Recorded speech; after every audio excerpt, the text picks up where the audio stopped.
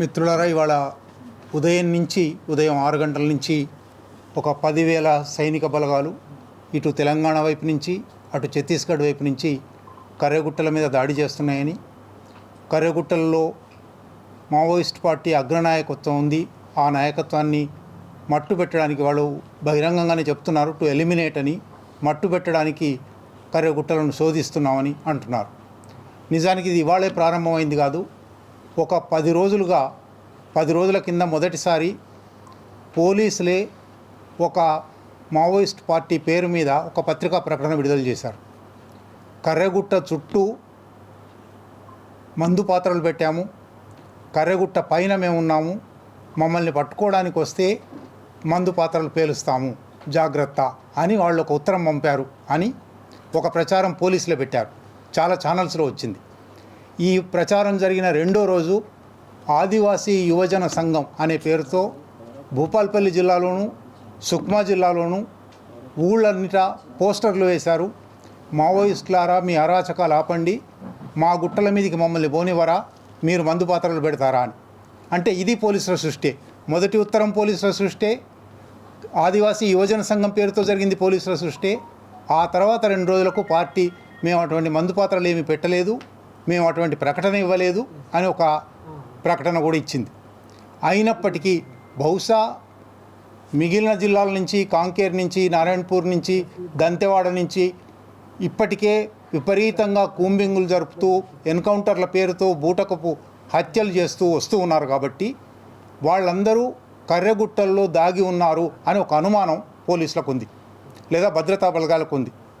కర్రెగుట్టలు అనేది ఒక చిన్న గుట్ట కాదు, అది వాజేడు నుంచి చెర్ల వరకు, వాజేడు నుంచి ఉసూరు వరకు విస్తరించిన, అంటే పొడవులో ఒక 60 కిలోమీటర్లు, వెడల్పులో ఒక 40 కిలోమీటర్లు విస్తరించిన దాదాపు 3,000 చదరపు కిలోమీటర్ల ప్రాంతంలో ఉన్న గుట్టల వరుస. ఆ గుట్టల వరుసలో ఆదివాసీ గ్రామాలు ఎన్ని ఉన్నాయో తెలియదు, ఎన్ని వేల మంది ఆదివాసులు ఉన్నారో తెలియదు, వాళ్ళ జీవనానికి ఈ దాడి వల్ల ఏం ప్రమాదం జరుగుతుందో తెలియదు. అక్కడ నిజంగా మావోయిస్టులు ఉన్నారా లేరా ఇంతవరకు ఖచ్చితంగా ఆధారం ఏమీ లేదు. కానీ మావోయిస్ట్ అగ్రనాయకత్వం అక్కడుంది.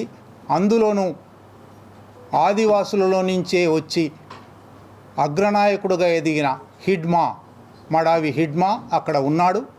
కనుక ఇది ఆపరేషన్ హిడ్మా, హిడ్మాను పట్టుకోవడానికే కర్రెగుట్టల మీద దాడి చేస్తున్నాము అని పోలీసులు అంటున్నారు.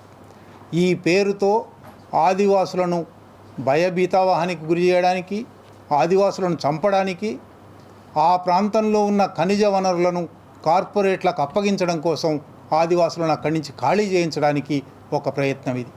ఇందులో చాలా అంశాలు ఇమిడున్నాయి. ఒకటి, ఈ దేశ సంపద, ఖనిజ సంపద కార్పొరేట్లకు అప్పగించడానికి ఒక ప్రయత్నంలో భాగంగా ఆదివాసులకు మద్దతిస్తున్న మావోయిస్టులను తొలగించదలుచుకున్నారు. 2, స్వయంగా కేంద్ర హోంమంత్రి ఇప్పుడు 2 రాష్ట్రాల 3 రాష్ట్రాల డీజీపీలు, పోలీస్ అధికారులు పేరు పెట్టి మరీ ఫలాని తేదీ లోపల చంపేస్తాము అంటున్నారు. ఒక మనిషిని ఇంకో మనిషి చంపేస్తా అని అనడం నేరం, హత్యా ప్రయత్న నేరం. మామూలుగా ఒక మనిషి అంటే అది వీధి రౌడీలు అంటూ ఉంటారు, 3 నెలల కల్లా నేను లేపేస్తాను చూడు, రేపటికల్లా నేను లేపేస్తాను చూడని. సరిగ్గా ఆ భాష ఈ దేశపు హోంమంత్రి మాట్లాడుతూ ఉన్నాడు. ఈ దేశపు హోంమంత్రి రాజ్యాంగం మీద ప్రమాణం చేసి ఆ పదవిలో ఉన్నాడు, ఆ సీట్లో ఉన్నాడు.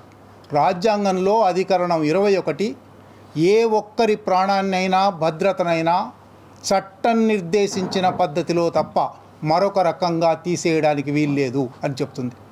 ఆర్టికల్ 21ని గౌరవిస్తున్నారా లేదా, రాజ్యాంగాన్ని గౌరవిస్తున్నారా లేదా అనే ప్రశ్న కూడా దీంట్లో ఉంది.